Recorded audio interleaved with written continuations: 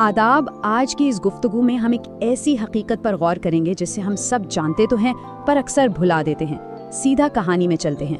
तसव्वुर कीजिए 1849 का साल है। मशहूर रूसी मुसन्निफ फ्योडोर दोस्तोयेव्स्की को फायरिंग स्क्वाड के सामने खड़ा किया गया है। मौत बिल्कुल आंखों के सामने है, लेकिन ठीक गोली चलने से चंद लम्हे पहले अचानक एक पैगाम आता है और उनकी सज़ा जलावतनी में बदल जाती है। मौत को इतनी करीब से देखने के बाद दोस्तोयेव्स्की को एक अचानक और गहरा झटका लगता है। हम लोग अपना कितना कीमती वक्त बिल्कुल बेकार और फजूल कामों में ज़ाया कर देते हैं। ये वाक़या हमें झंझोड़ने के लिए काफ़ी है कि वक्त पर जीना शुरू करना कितना ज़रूरी है। उन्होंने मौत के इस तजुर्बे के बाद अपने भाई को एक ख़त लिखा। ज़रा इस पे गौर करते हैं। उसमें वो बताते हैं कि ज़िंदगी एक तोहफ़ा है और हर एक मिनट खुशियों की एक सदी बन सकता है। देखा जाए तो हमारी आदत होती है ना कि हम अपनी फ़ानी हैसियत और मौत को तब तक नज़रअंदाज करते हैं जब तक कि वक्त बिल्कुल हाथ से निकल ना जाए। ये अल्फाज असल में उस गफलत की नींद से जगाने की एक कोशिश है। आइए अब इस बात को वक्त के पैमाने पर रखते हैं। मशहूर अदाकार एडी मर्फी का एक बड़ा ज़बरदस्त कौल है। उनके मुताबिक अगर किसी को एक आम जिंदगी नसीब होती है तो वो तकरीबन 75 साल पर मुहीत होती है। लेकिन जरा इसका दूसरा रुख देखें।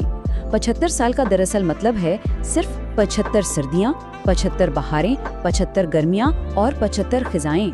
जब जिंदगी को मौसमों की इन गिनती की रुतों की तरह देखते हैं तो अचानक एहसास होता है कि अरे, हमारे पास दरअसल उतना वक्त हरगिज नहीं है जितना हम समझ बैठते हैं। और अगर इसी हकीकत को हम नंबर्स में बयान करें तो नतीजा सिर्फ और सिर्फ 3900 हफ्ते आता है। जी हाँ, अगर 75 साल की औसत उम्र को हफ्तों में तकसीम करें तो ये वक्त कोई लामहदूद सिलसिला नहीं है। ये एक महदूद और तयशुदा गिनती है जो हर लम्हा, हर दिन बिल्कुल एक उल्टी घूमती हुई घड़ी की तरह लगातार कम हो रही है। चलिए बचे हुए हफ्तों का एक सरसरी सा हिसाब लगाते हैं। अगर किसी की उम्र 18 साल है तो लगभग 2964 हफ्ते बचे हैं। जब उम्र 30 साल होती है तो ये गिनती तेजी से गिरकर 2340 रह जाती है। 40 की उम्र में 1820 और 70 की उम्र तक पहुंचते पहुंचते सिर्फ 260 हफ्ते बाकी रह जाते हैं। ये नंबर्स वाकई जहन को हिला देने वाले हैं। ये बताते हैं कि ये 3900 हफ्ते कितनी रफ्तार से हाथों से फिसलकर हमेशा के लिए माजी बन जाते हैं। इस तज्जिये में इस चीज़ को समझने के लिए एक बहुत ही असरदार मिसाल दी गई है। द 1000 मार्बल्स यानी 1000 कांच के बट्टे। एक तजर्बा सोचें। एक शीशे के जार में उतने ही कांच के बट्टे डाल दिए जाएं जितने हफ्ते जिंदगी में बाकी हैं। फिर हर हफ्ते एक मार्बल निकालकर कचरे में फेंक दिया जाए। जब हम वक्त जैसी अनदेखी चीज को इस तरह अपने सामने तेजी से खत्म होता देखते हैं तो उसकी असल अहमियत समझ आती है। हर बट्टा जो निकाला गया वो वक्त का एक हिस्सा था जो गुजर गया और अब कभी नहीं लौटेगा। यहाँ ज़ेन मास्टर इक्यू की ये कहानी बड़ी दिलचस्प लगती है। एक दफा इक्यू जब छोटा था तो उससे अपने उस्ताद का एक बेहद कीमती प्याला टूट गया। उस्ताद को आते देख बच्चे में घबराने के बजाय एक गहरा सवाल पूछ लिया कि लोग क्यों मरते हैं। उस्ताद ने जवाब दिया कि हर चीज का एक वक्त मुकर्रर है।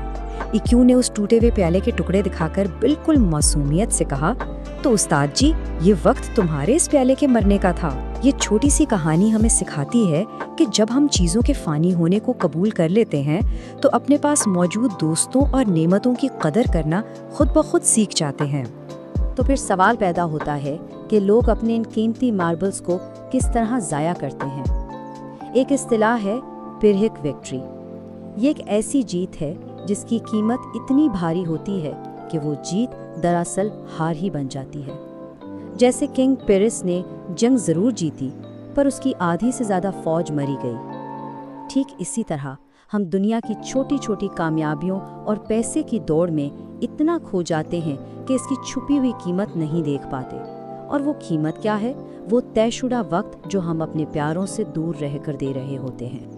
दिन रात काम करने और दुनिया को अपना वजूद साबित करने की इस धुन के मुकाबले में खानदान के साथ बिताए गए वो लम्हात हैं जो कभी लौट कर नहीं आ सकते। मशहूर फिजिशियन गेबोर माथे की मिसाल ले लीजिए।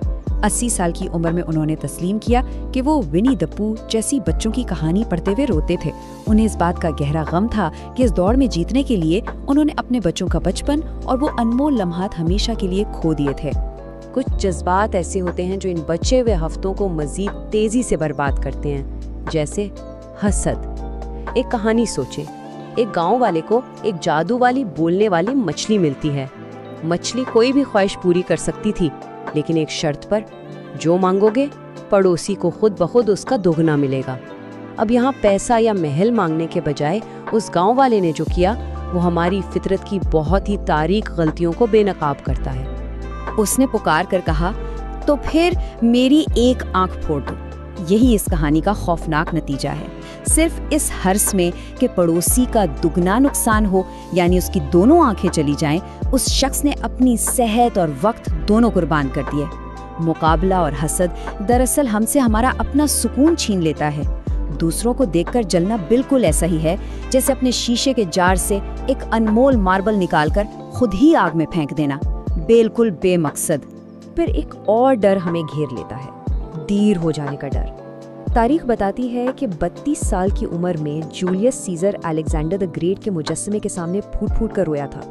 اسے لگا کہ الیگزینڈر نے تو 32 سال میں آدھی دنیا فتح کر لی اور چلا گیا، اور اس نے خود ابھی تک کچھ خاص اکھاڑا ہی نہیں۔ ہم بھی تو اکثر یہی کرتے ہیں نا، ہار مان لیتے ہیں کیونکہ لگتا ہے کہ کچھ نیا شروع کرنے کے لیے اب کافی دیر ہو چکی ہے۔ لیکن اس غلط فہمی کا سب سے بہترین جواب مشہور انویسٹر چارلی منگر کی زندگی ہے۔ ذرا ان کی آزمائشوں کی ٹائم لائن دیکھیں۔ 1954 میں ان کی بے حد تکلیف دہ طلاق ہوئی۔ 1955 میں ان کا 9 سالہ بیٹا ٹیڈی بلڈ کینسر سے گزر گیا، اور اس وقت وہ قرضوں میں ڈوبے ہوئے تھے۔ پھر آگے چل کر ایک غلط آپریشن کی وجہ سے انہوں نے اپنی ایک آنکھ کھو دی۔ ان تمام مصیبتوں کے باوجود انہوں نے حالات سے لڑنا نہیں چھوڑا، زندگی کو وہیں سے شروع کیا جہاں وہ تھے، اور بالکل نئی تاریخ رقم کی۔ نئی شروعات کے لیے عمر کی کوئی حد نہیں ہوتی۔ مسئلہ یہ ہے کہ ہم میں سے اکثریت اس انتظار میں بیٹھی رہتی ہے کہ کوئی معجزہ ہوگا، کوئی بہت عظیم واقعہ ہوگا تو زندگی شروع ہوگی۔ مگر ان ساری باتوں کا نچوڑ یہی ہے کہ اسی انتظار میں ہم دراصل جینا ہی بھول جاتے ہیں۔ کسی غیر معمولی حالات کا خواب دیکھنا چھوڑیے، اس عام سے موجودہ لمحے کے معمولی پن میں بھی غیر معمولی چمک ڈھونڈنا، اصل میں یہی تو جینا ہے۔ اور اب جب ہم اس گفتگو کے اختتام تک آ گئے ہیں تو ایک بڑا مؤثر سوال ذہن میں آتا ہے۔ ایک پل ٹھہر کر سوچنا چاہیے، کیا واقعی اس بات پر خوشی محسوس ہوتی ہے کہ کل سارا دن کس کام میں گزرا؟ فرض کیجئے کہ اس گلاس جار میں گنتی کے کچھ ماربلز رہ گئے ہیں اور کل کا ایک اور ماربل پھسل کر گر گیا ہے۔ گزرے ہوئے ہفتوں پر تو کسی کا زور نہیں، پر سوچنے کی بات یہ ہے کہ آنے والے ماربل کو ضائع ہونے سے کیسے بچایا جائے۔